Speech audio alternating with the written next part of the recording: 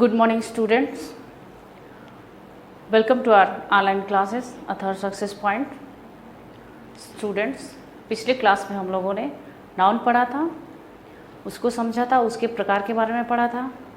फिर हमने प्रोनाउन को पढ़ा था, जिसमें हमने ये देखा कि प्रोनाउन क्या है, प्रोनाउन के कितने प्रकार हैं। ठीक है, तो एक छोटा सा रिवीजन कर लेते हैं हम प्रोनाउन पे। प्रोनाउन क्या है?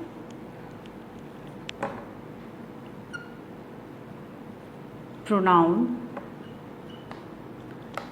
is a word which replaces a noun. Pronoun is a word which replaces a noun. But why replaces a noun? Because to avoid its repetition. ठीक, pronoun is a word which replaces noun to avoid its repetition. यानी noun की repetition को रोकने के लिए हमने pronoun का use किया। ठीक है, उसकी जगह पे अब प्रोनाउन के कितने काइंड्स हमने आपको बताए थे 10, जिसमें हमारा फर्स्ट काइंड आज हम लोग पढ़ते हैं पर्सनल प्रोनाउन। ठीक है, personal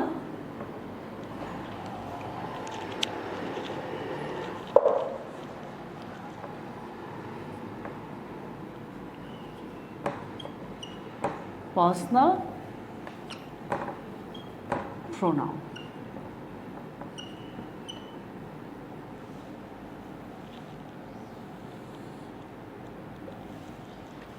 personal pronoun it means personal, यानी हमारी पर्सनल चीज़ें, यानी व्यक्तिगत जो हमारे, जैसे हमारी पर्सनल कार, हमारा पर्सनल होम, पर्सनल टीवी, मतलब हमारी जो पर्सनल चीज़ें होती हैं उसे ही हम क्या करते हैं personal.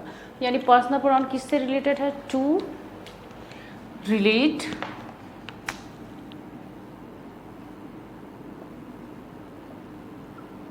Relate a person. To relate person, यानी personal pronoun means to relate a person, यानी जो किसी पर्सन से रिलेटेड हो। ठीक है, अब ये पर्सनल प्रोनाउन संख्या में कितने होते हैं? पर्सनल प्रोनाउन संख्या में 7 होते हैं। आइए देखिए कौन कौन से। फर्स्ट है I, we, you, he, she, it, and last है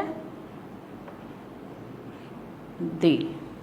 ठीक है, 1 2 3 4 5 6 7 पर्सनल प्रोनाउन कितने होते हैं? संख्या में 7 होते हैं। You get it. अब देखते हैं, अगर हम इसे सब्जेक्टिव, ये सब्जेक्टिव केस पे यूज़ होता है। ठीक है, अगर हम इसे सब्जेक्टिव केस में यूज़ करें तो क्या हो जाएगा? Subjective case. एंड इसका ऑब्जेक्ट देखते हैं क्या क्या होता है। इसका ऑब्जेक्ट, आई का ऑब्जेक्ट मी, वी का ऑब्जेक्ट अस, ठीक है, यू का ऑब्जेक्ट यू ही होता है, ही का ऑब्जेक्ट हिम,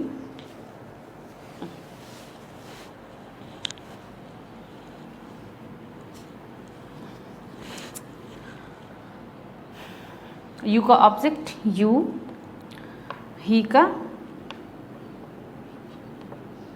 हिम, सी का हर, इट का इट ही होगा, दे का देम। ठीक है, आई का मी, वी का अस, यू का you, he, him, she, her, it, they, them. ठीक, तो इतनी चीज़ें हमने समझा। अब इसे हम, अगर हम क्या कहते हैं, इसे हम सब्जेक्ट और इसे ऑब्जेक्ट। इसे सब्जेक्ट के रूप में ये यूज़ करते हैं सब्जेक्टिव केस, एंड ऑब्जेक्ट के रूप में यूज़ करें तो ऑब्जेक्टिव केस। ठीक है, तो ये हुआ ऑब्जेक्टिव केस, शॉर्ट फॉर्म में लिख देती हूँ मैं सब्जेक्टिव केस। ठीक है, अब हम इसके बिहेवियर को देखते हैं कि ये सेंटेंस में कैसा बिहेव करते हैं। यानी इनके साथ कौन सा हेल्पिंग वर्ब यूज़ किया जाता है। आई है, ठीक,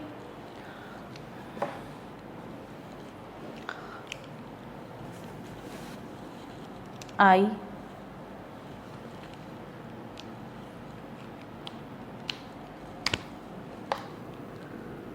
आई जो है सिंगुलर हेल्पिंग वर्ब लेता है। ठीक है, आई यानी मैं, ठीक, यानी मैं पर्सन यानी एक, तो सिंगुलर हेल्पिंग वर्ब लेता है। लेकिन दो टेंसेस ऐसे होते हैं, जब हम लोग टेंस पढ़ेंगे तो उसमें दो टेंसेस ऐसे होते हैं, जैसे present indefinite and present perfect tense. दो टेंसेस ऐसे होते हैं जिनमें हम इसे प्लूरल ये हेल्पिंग वर्ब लेता है। ठीक है, तो ये दो टेंसेस कौन कौन से हैं, आप कंफ्यूज नहीं होंगे। दो टेंसेस हैं present indefinite and present perfect. ठीक है, दो टेंसेस ऐसे होते हैं जिसमें ये प्लूरल हेल्पिंग वर्ब लेता है। कौन, आई। वी क्या लेता है, प्लूरल हेल्पिंग वर्ब। फिर यू। अब यू को समझिए, जैसे यू है, यू मीन्स तुम, यानी अगर मैं किसी एक को इशारा करके कहूँ कि तुम खड़े हो जाओ, यानी तुम, यानी मैंने बस एक से बात किया। लेकिन वहीं पे मैं कहूँ कि तुम लोग खड़े हो जाओ, यानी जितने भी बैठे हैं स्टूडेंट्स सबको मैं कहूँ कि तुम लोग खड़े हो जाओ, तो क्या हुआ, यू, यानी ये दोनों फॉर्म में आता है। कौन सा, यू, सिंगुलर में भी और प्लूरल में। लेकिन हम लोगों ने इसके लिए प्लूरल हेल्पिंग वर्ब डिसाइड किया था, तो ये क्या लेगा हम अपने साथ, प्लूरल हेल्पिंग वर्ब। ठीक है, ही क्या है, मैस्कुलिन सिंगुलर, यानी ये अपने साथ क्या लेता है, सिंगुलर हेल्पिंग वर्ब। सी भी फेमिनिन, यानी सिंगुलर हेल्पिंग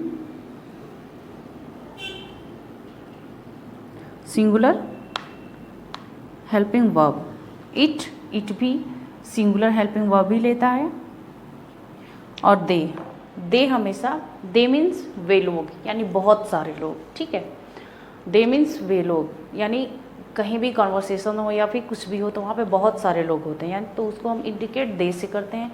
तो दे हमेशा प्लूरल फॉर्म लेता है, तो इससे क्या होता है, ये प्लूरल हेल्पिंग वर्ब लेता है, प्लूरल हेल्पिंग वर्ब। ठीक है, इसने क्या लिया, प्लूरल हेल्पिंग वर्ब। आई सिंगुलर और प्लूरल दोनों, जैसे आई होता है वो सिंगुलर ही होता है, लेकिन दो टेंसेस होते हैं, present indefinite and present perfect tense. उसके साथ हम इसी प्लूरल हेल्पिंग वर्ब यूज़ करते हैं इसमें। और वी हमेशा प्लूरल हेल्पिंग वर्ब लेता है।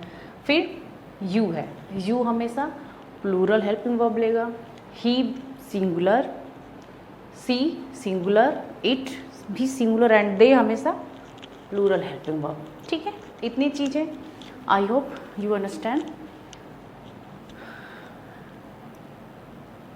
ठीक है, सो अब ये देखते हैं, अगर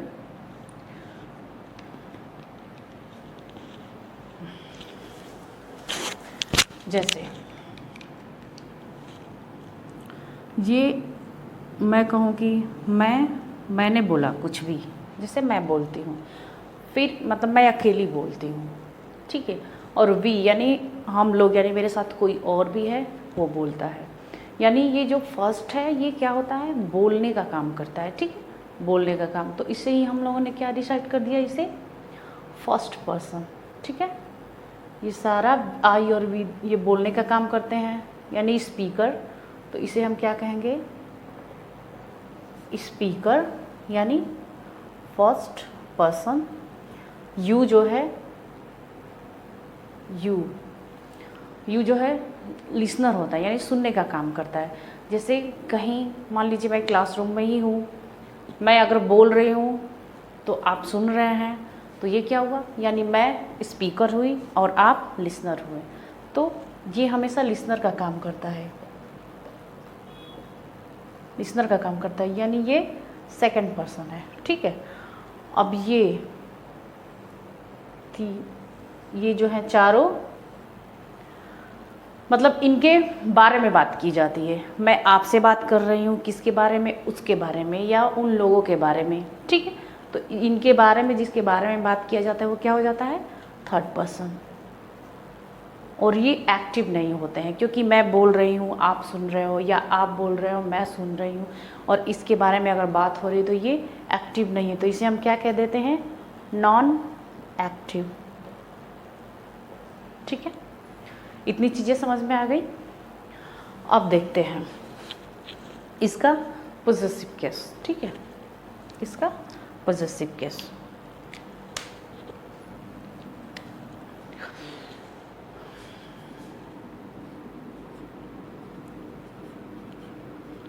पॉजेसिव ये दो होते हैं, इन्हें अलग अलग रखना बहुत बहुत ज़रूरी है, इन्हें अलग अलग रखना। जैसे आई, मी, यानी मी, आई का पॉजेसिव, ये एडजेक्टिव पॉजेसिव, एडजेक्टिव हुआ, और एक हुआ पॉजेसिव प्रोनाउन। ठीक है, एक हुआ पॉजेसिव एडजेक्टिव एंड दूसरा पॉजेसिव प्रोनाउन। तो आई का पॉजेसिव एडजेक्टिव हो जाएगा माई, और इसका पॉजेसिव प्रोनाउन हो जाएगा माइन। ठीक है, माइन। फिर वी का आर, प्रोनाउन इसका हो जाएगा आर्स। यू का योर, प्रोनाउन हो जाएगा योर्स। ही का हिज, प्रोनाउन भी हिज। ठीक है, हर का हर, प्रोनाउन हर्स। इट का इट्स, प्रोनाउन इट्स। दे का दियर, प्रोनाउन दियर्स। ठीक, तो इतनी चीज़ें आपको समझ में आई गई होंगी। पॉजेसिव यानी माई, माइन, ये आई का है, और वी का आर, आर्स। यू का योर, योर्स। ही का हिज, हिज। सी का हर, हर्स। It's, it's. और दे का दियर, दियर्स। ठीक है, तो अब इतनी चीज़ें हमने समझ लिया। अब हम देखेंगे इसका सेकेंड काइंड। ठीक है, तो चलिए आप इतना नोट कर लें। ठीक है, सो प्लीज़ पेन डाउन।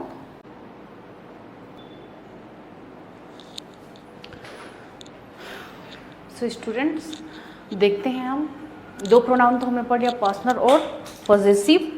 अब देखते हैं क्या, रिफ्लेक्सिव एंड एम्फैटिक प्रोनाउन। ठीक है, reflexive and एम्फैटिक pronoun. My self, himself, yourself, yourselves, herself, ourselves, itself, themselves. ठीक है, ये एम्फैटिक प्रोनाउन और रिफ्लेक्सिव प्रोनाउन मतलब उनके वर्ड्स सेम होते हैं, लेकिन उनमें भी बहुत डिफरेंस है। ठीक है, चलो देखते हैं बच्चों इसमें कौन क्या डिफरेंसेस हैं। जैसे दे गो देमसेल्व्स टू हाउस, मतलब वे लोग अपने आप से घर जाते हैं। ठीक है, हाउस, वे लोग अपने आप से घर जाते हैं। फिर I see myself in the mirror, मैं अपने आप को मिरर में देखती हूँ। ठीक है, ही हिमसेल्फ टोल्ड मी। ठीक है, ही हिमसेल्फ टोल्ड मी, ये एम्फैटिक प्रोनाउन का एग्जाम्पल हो जाएगा। ये तो हुआ रिफ्लेक्सिव का। ठीक है, रिफ्लेक्सिव प्रोनाउन का,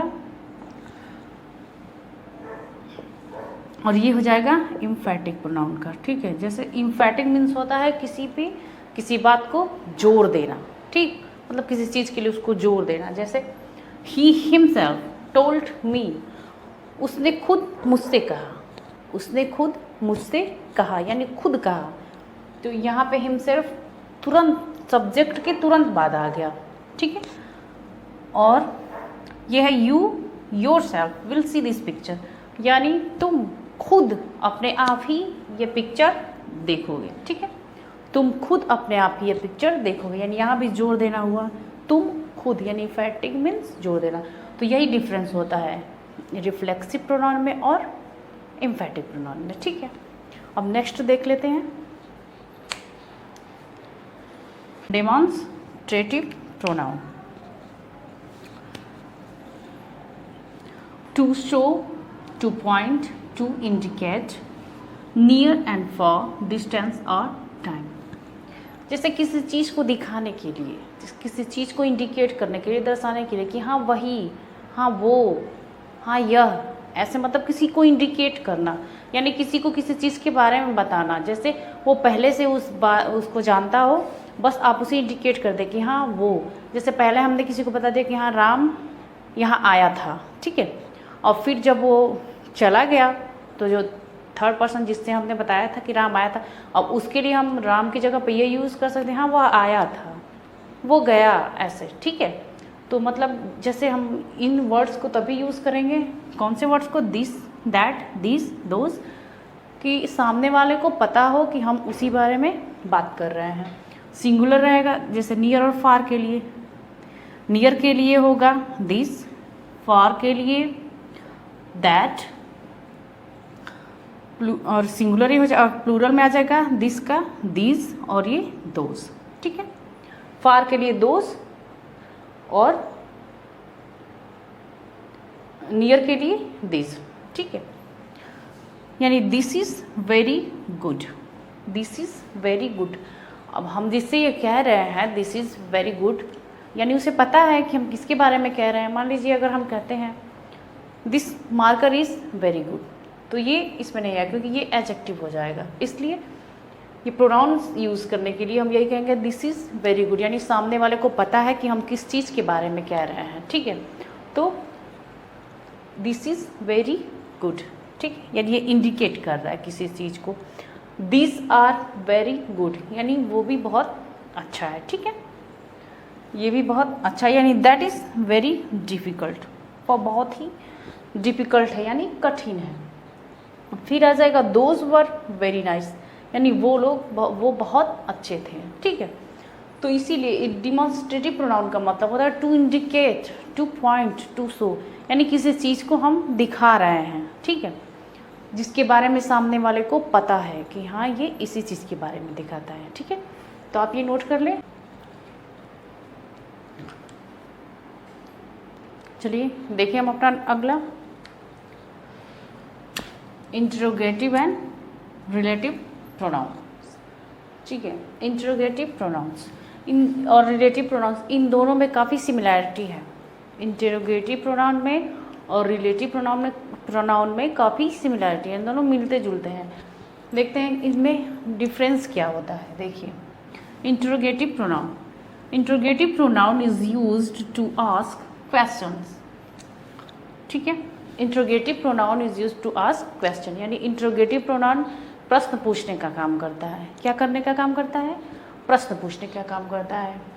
and then relative pronoun introduce are relative class, नहीं, रिलेटिव प्रोनाउंस इंट्रोड्यूस और,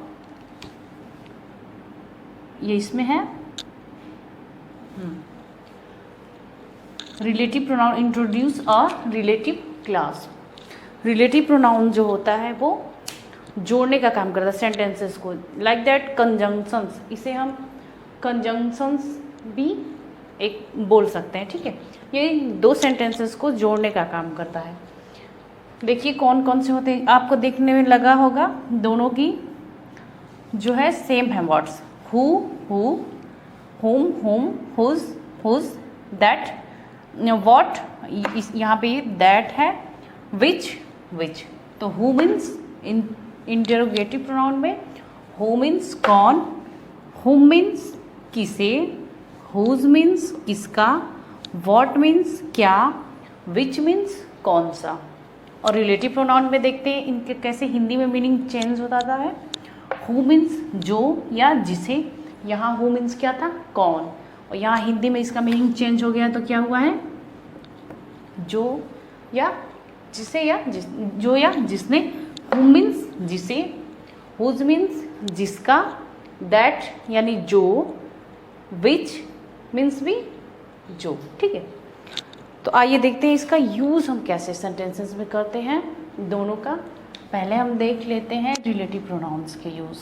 ठीक है, the girl who called me, the girl who called me last night is my sister. मतलब जो पिछले रात को जिसने मुझे बुलाया था, जिस लड़की ने, वो कौन है मेरी, वो मेरी सिस्टर है यानी बहन है। तो यहाँ देखिए हु का मतलब क्या हो गया, जो लड़की। ठीक है, और यहाँ देखिए सेकंड है द मैन हुम I called last night is my father. जिसे हमने बुलाया था, हुम मीन्स जिसे, जिस आदमी को हमने पिछली रात बुलाया था वो कौन था, मेरे पापा थे यानी मेरे पिताजी थे। फिर है the coat which I use is very old. जिस कोट को मैंने यूज़ किया है वो बहुत ही पुराना है। ठीक है, देखिए तो यहाँ पे देखिए सेंटेंसेस ये दोनों को जोड़ रहा है, द कोट और ये इधर वाला, यानी दो सेंटेंसेस को क्या कर रहा है, जोड़ने का काम, यानी रिलेट का काम कर रहा है। ठीक है, अब हम देखते हैं इंटरोगेटिव प्रोनाउन का कैसे यूज़ करते हैं सेंटेंसेस में। देखिए क्या करता है ये interrogative pronoun is used to ask questions. तो देखते हैं कैसे ये क्वेश्चंस करता है। Who told you, who told you यानी तुम्हें किसने बताया। अब आप आंसर में दे सकते हैं कि हमें राधा ने बताया, रोहन ने बताया, एंड जो भी आपका आंसर हो आप दे सकते हैं। तो ये क्या, ये आस्क किया क्वेश्चन। फिर हुम डिड यू मीट, तुम किससे मिलने गए थे। ठीक है, तुम किससे मिलने गए थे। व्हाट आर यू डूइंग, तुम क्या कर रहे हो। फिर विच इज योर्स पेन, इसमें से कौन सी तुम्हारी पेन है। ठीक है, विच मीन्स कौन सी। तो ये था interrogative pronoun and relative pronoun में डिफरेंस, जिसके वर्ड्स सेम है लेकिन हिंदी में मीनिंग भी अलग है। और ये रिलेटिव प्रोनाउन सेंटेंसेस को जोड़ता है और ये आस्क एक क्वेश्चन पूछता है। ठीक है, तो आप इसे नोट कर लें। फिर हम देखते हैं अपना अगला, नेक्स्ट है हमारा इंडेफिनिट प्रोनाउन। इंडेफिनिट प्रोनाउन बहुत ही इंपॉर्टेंट होते हैं। जैसे कि जहाँ हमें बहुत सारे, मतलब जहाँ कहीं भीड़ ही हो या फिर बहुत सारे बच्चे हों, या फिर सबके हम नाम न ले पाएँ, तो ऐसे हम वर्ड्स यूज करते हैं जिसे एक ही वर्ड में हम सबके बारे में बता सकें। तो आइए देखते हैं। Indefinite pronoun does not refer to any specific person, specific thing और स्पेसिफिक अमाउंट। ठीक है, ठीक, मतलब कोई किसी स्पेसिफिक पर्सन या स्पेसिफिक थिंग या स्पेसिफिक अमाउंट के बारे में, जैसे हम किसी चीज़ का सबको नहीं बता सके, एक ऐसा वर्ड हम यूज़ कर लें जिससे सबके बारे में हम बता सकें। इंडेफिनिट मीन्स इसकी हिंदी होती है अनिश्चित। ठीक है, देखिए ऑल, जिसे ऑल स्टूडेंट्स बोल सकते हैं आप। इतने सारे स्टूडेंट्स हैं, सबके नाम नहीं ले सकते हैं, ऑल बोल सकते हैं, एनीबडी। ठीक है, each, few, many, one, some, several and every मतलब एवरीबडी। ठीक है, एवरीथिंग। तो आइए इसको हम एक एग्जाम्पल से समझेंगे तो अच्छे से समझ लेंगे। चलिए देखते हैं। जैसे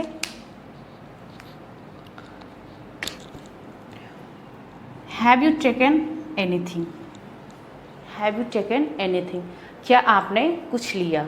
अब हम सारी चीज़ों का नाम लेंगे। अगर जैसे आपने फ्रूट्स लिया या आपने चाय ली या आपने कॉफ़ी ली, तो उसकी जगह हम सबके नाम ना यूज़ करके यही हम यूज़ करते हैं हैव यू टेकन एनीथिंग। ये क्या हो गया? Anything indefinite pronoun. Everything is right, यानी सब कुछ सही है। अब जैसे कहीं हम किसी ओकेज़न के लिए ही हम तैयारी कर रहे होते हैं, तब सबका हम नाम लेंगे कि यहाँ फ्लावर्स लगे हैं, यहाँ सब कुछ लगे हैं। ऐसे ना लेके हम एक ही वर्ड्स में अपनी बात को हम कह दें, जैसे एवरीथिंग इज़ राइट एंड फिर थर्ड है हमारा everybody has arrived. Everybody has arrived यानी सभी लोग आ गए हैं, पहुंच गए हैं। जैसे मान लीजिए किसी फंक्शन में, किसी शादी में हमें जाना हो, हम गए हों और कोई हमसे गार्जियन पूछ ले कि सब लोग आ गए, तो हम लोग अब सबका नाम तो लेंगे नहीं कि राम आया, श्याम आया, मोहन आया, ऐसे नहीं। तो बहुत सारे नाम, बहुत सारे लोग होते हैं भीड़ में, तो किसकी नाम हम लेंगे? इसलिए क्या हम बोल देंगे? एवरीबडी हैज़ अराइव्ड, यानी सब लोग आ गए हैं, पहुंच गए हैं। फिर है many were crying. Many were crying यानी सब चिल्ला रहे हैं, यानी बहुत से बच्चे हैं। अब किसका हम वहाँ पे नाम लेंगे? ये बच्चा चिल्ला रहा है, ये बच्चा शोर कर रहा है, तो इसके लिए हम क्या यूज़ कर देंगे? Many were crying. फिर है I meet two girls, one was very beautiful. देखिए I meet two girls, one was very beautiful. हम दो लड़कियों से मिले, लेकिन उसमें से एक लड़की बहुत ही ब्यूटीफुल थी। अब मान लीजिए उस दोनों का हम लोग नाम लेने की ज़रूरत भी नहीं पड़ी, हमने क्या कह दिया? One was very beautiful. ठीक है, तो ये होते हैं इंडेफिनिट प्रोनाउन। अब हम अपना नेक्स्ट देखते हैं, तब तक आप इसे लिख लें। ठीक है, देखिए हम अपना next reciprocal pronoun. Reciprocal pronoun. Each other and one another. ये कितने होते हैं? दो, each other and one another. Reciprocal pronoun expresses mutual action, जो एक ही कार्य को बताता है। जैसे दो लोग किसी कार्य को करते हैं, वो एक ही कार्य करते हैं, उसे ही बताता है क्या? कौन सा प्रोनाउन? Reciprocal pronoun. देखिए जैसे एग्जाम्पल है, Ram is playing with Rohan and Rohan is playing with Ram. अब देखिए ये दो, अब हम इसको देखें, दो सेंटेंसेस में हमने लिख दिया, लेकिन इसे राइट वे में कैसे लिखेंगे? Ram and Rohan playing with each other. ठीक है, Ram and Rohan playing with each other. Ram और रोहन एक दूसरे के साथ खेल रहे हैं। ठीक है, रेसिप्रोकल प्रोनाउन में ये बात बहुत इंपॉर्टेंट होती है आपको जानने के लिए कि इसमें क्रिया दोनों की सेम होनी चाहिए। नोट है, आप इसे कहीं नोट कर लें कि इस क्रिया दोनों लोगों की जो क्रिया होती है वो सेम होनी चाहिए। ये नहीं कि एक खेल रहा है तो एक खा रहा है या एक कोई और काम कर रहा है, लेकिन दोनों की क्रिया क्या होनी चाहिए? सेम होनी चाहिए, दोनों एक ही कार्य कर रहे हो। ठीक है, नेक्स्ट है they do not hate each other. वे लोग एक दूसरे से नफरत नहीं करते हैं। ठीक है, वे लोग एक दूसरे से नफरत नहीं करते हैं। देखिए फिर है Sita and Gita were blaming one and other.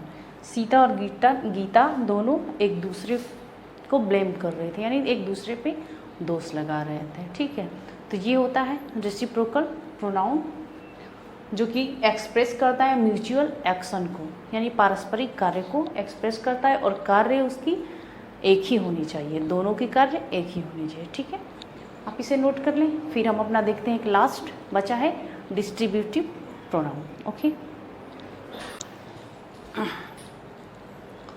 So students, this is our last pronoun, distributive pronoun. ठीक है, विभाग सूचक सर्वनाम। देखिए कौन कौन से हैं ये? Each, either and neither.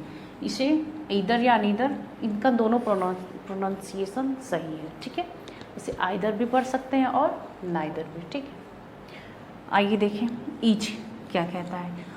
Each use to denote every one of a number of persons और थिंग्स। ईच जो होता है सबको बताता है, मतलब सारे, चाहे वो सब नंबर्स हो या पर्सन्स हो या थिंग्स हो, ठीक है, वो सब के बारे में बताता है। आइदर क्या बताता है, means either means the one और the other of the two. Either जो हो वो या तो एक के बारे में बताएगा या तो दूसरे के बारे में बताएगा, ठीक है, आइदर ये बताता है। और नीदर क्या करता है, means not the one nor the other of the to. Neither जो होता है ना ही वो एक के बारे में बताता है या फिर ना ही वो दूसरे के बारे में बताता है, ठीक है। ये होते हैं आइदर, नाइदर और ईच। एक एक एग्जाम्पल इसका देख लें, उसके बाद अच्छे से समझ में आ जाएगा, ठीक है। आप इसे नोट कर लें।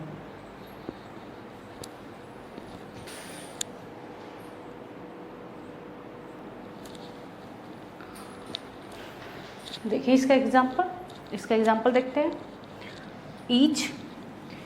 Each of the answers is correct, means सारे आंसर्स सही हैं यानी करेक्ट हैं। दूसरा है either of this roads leads to the bus station, ठीक है, यहाँ पे बस स्टेशन की तरफ ये रोड जाती है, इसमें से एक रोड, ठीक है। फिर neither of the girls can do that, ठीक है, मतलब किसी लड़कियों ने भी ऐसा ये नहीं किया है, ठीक है। तो ये हुआ ईच, आइदर एंड नेदर, ठीक है। एक एवरी भी है इसमें डिस्ट्रीब्यूटिव प्रोनाउन में। सो आप इसे अच्छे से नोट कर लें और समझ लें। आई होप आपको प्रोनाउन का चैप्टर अच्छा लगा होगा। So thank you.